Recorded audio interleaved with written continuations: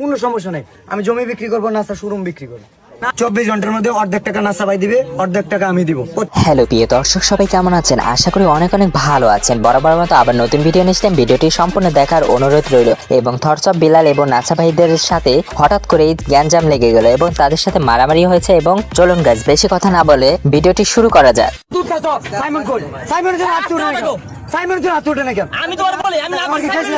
Guys, thoughts of Bilal NASA ভাই বিনোদনের সাথে জোর গলায় কথা বলার কারণে তাদের দুজনের মাঝে সংঘর্ষ তৈরি হয়। গাইস, নাসা ভাই থটস অফ বিলালের উপর প্রচুর রেগে গিয়েছিল এবং তাকে মারার জন্য প্রস্তুত ছিল।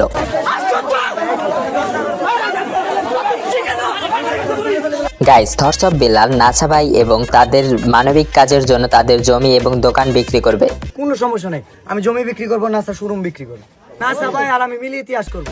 গাইস, নাসা ভাই যদি থটস অফ বিলালকে মানবিক কাজের জন্য টাকা না দেয় তাহলে জনসমাজে তাকে ক্ষমা চাইতে হবে। প্রতিশ্রুতি দিতেছি, যদি নাসা ভাই না দেয় জনসম্মুখে এখানে এসে ক্ষমা চাইবে।